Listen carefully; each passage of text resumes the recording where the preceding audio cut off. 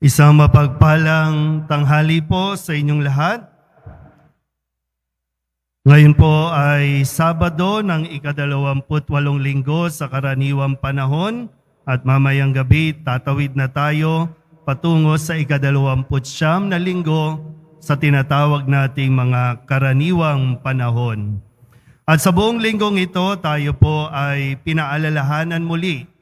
May paalala at the same time ay kumbaga babala din, no? Na ibinigay ni Jesus sa pamamagitan ng mga salita, lalo tigit sa mga ipinahayag na mabuting balita sa buong linggong ito. Kung sakasakali po na ngayon lang kayo nakapagsimba, nawa ay huwag niyo pong kalimutan itong mga ipinapaalala sa atin ni Kristo. Sa mga araw-araw naman na nakakapagsimba, lalo tigit sa oras na ito ng alas 12:15, nawa po ay magkaroon ng yung tingba, oo nga, no? Nasabi sa atin yun ni Jesus. No? Kaya balikan po natin ulit ang mga naging mensahe sa atin, no? Lalo tigit sa mga nagsisimba, lalo tigit para sa ating mga tagasunod ng Poong Jesus Nazareno. Nung Lunes, sa kabila ng napakaraming tao na sumusunod kay Jesus, mayroon ding mga sumusunod ng mga iskriba at mga pariseyo. Ito po yung mga dalubhasa sa kautusan, dalubhasa sa kasulatan na dapat ay itinuturo sa mga tao para mas maging madali sa kanila ang pagsunod sa Diyos at mas mapalapit sila sa Diyos. Pero ang sabi ni Jesus sa mga iskriba at mga pariseyo nung Lunes, napakasama ng lahing ito. Napakasama ng lahing ito. Dahil sa kabila ng mga nakita nila, narinig nila tungkol kay Jesus, na alam naman nila, mabiverify nila yan, kasi sila nga yung dalubhasa sa mga kasulatan, yung mga sinabi ng mga propeta, maging ang mga kautusan ng Diyos, lahat yan makikita mo na kay Kristo, pero mas pinili talaga nilang wag kilalanin at wag tanggapin si Jesus bilang anak ng Diyos, bilang ang Mesiyas. Kaya nasabi ni Jesus, napakasama ng lahing ito. Kaya kahit anong hingin nilang palatandaan, hindi na sila pagbibigyan ni Jesus dahil obvious na lahat ng palatandaan nasa Kanya, pero sadyang sarado na ang kanilang puso't isipan. Napakasama ng lahing ito. Nung Martes, ang sabi naman sa atin kung paanong hinarap niya ang mga pariseyo. Kasi nung Martes, ang kwento, inanyayahan siya ng pariseyo sa kanilang tahanan. Pero doon, inanyayahan siya pero hindi naging hospitable, kundi nagmasid o nagmanman sa mga ikikilos ni Jesus. At nakita nila na si Jesus ay hindi naghugas ng kamay bago kumain. Kaya pinaalalahanan ulit ni Jesus itong mga iskriba at mga pariseyong ito. Nang sabi niya, hinuhugasan ninyo ang labas ng tasa at pinggan, ngunit ang loob ninyo'y punong-puno ng kasakiman at kasamaan. So yung paalala din sa atin, huwag tayong maiwan sa panlabas lang. Huwag tayong maiwan sa mga ritual na panglabas, kundi ang mas pagsumikapan natin ay yung magkaroon tayo ng magandang kalooban na nanggagaling na rin mismo sa mga natututunan natin mula sa kasulatan. Mas mahalaga na malinis ang ating kalooban kesa sa panlabas.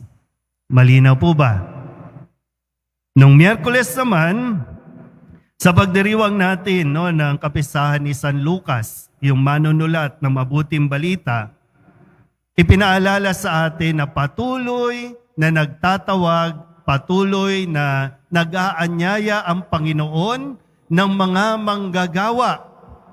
Medyo pumalpak na nga kasi yung mga Pariseo, mga Iskriba, kaya kailangan ng mas marami pang manggagawa. Kaya ang sabi ni Jesus, sagana ang aanihin, ngunit kakaunti ang mga manggagawa. So ilan ba sa atin ang pupwedeng tumulong, makibahagi sa misyon, magpalaganap ng mabuting balita? Yung challenge, pwede niyong gulatin yung mga kakilala ninyo. Mag-post kayo ng mga salita ng Diyos sa inyong mga social media. Mag-share kayo ng mga misa. Mag-share kayo ng mga quotes sa Bible. Gulatin ninyo. Huwag puro iskandal. Pag iskandal, napakabilis nating mag-share. Ikinakalat natin ang kasamaan, imbis na ang mga kabutihan. Kaya marami po ang aanihin, kakaunti ang manggagawa. Kaya patuloy na nag-aanyaya ng mga tutugon sa panawagang ito. Kahapon, Biyernes, ang paalala ulit ni Jesus, mag-ingat kayo sa libadura ng mga Pariseo. Sabihin nyo nga po, Pariseo. Yung ugali ng mga Pariseo, yung mga mapagpaimbabaw, pakitang tao lang, puro panlabas lang. Wala tayong mapapala dyan. Hindi tayo maliligtas ng pagpapakitang tao natin ng pagkaminsan, maging ang pagsisimba, maging ang paglilingkod natin sa simbahan ay nagiging pakitang tao na lang. Hindi yan ikinatutuwa ng poong Jesus Nazareno. Pero binalaanan na tayo, pinaalalahanan na tayo para hindi tayo mahulog at maging katulad ng mga ugali ng Pariseo. Mabait tayo pag nasa loob, mabait tayo kapag nagsisimba, pero pagkatapos, paglabas ng simbahan, anong ugali mayroon tayo?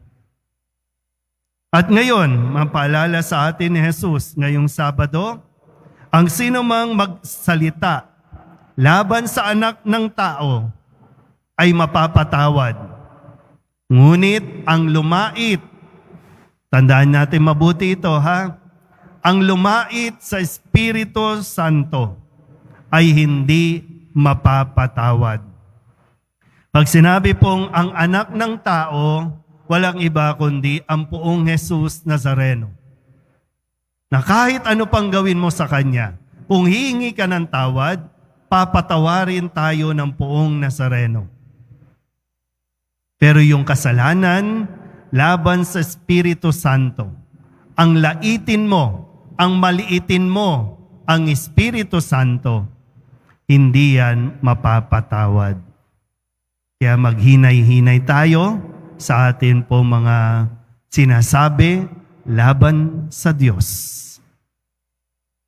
Nawa sa atin pong patuloy na pagdidibosyon sa poong Jesus Nazareno, sa patuloy nating pagdalo sa bawat misa, pinakamahalaga, pakinggan natin ang mga salita na ibinibigay sa atin. Dahil itong salitang ito ang magliligtas at magdadala sa atin sa buhay na walang hanggan. Amen?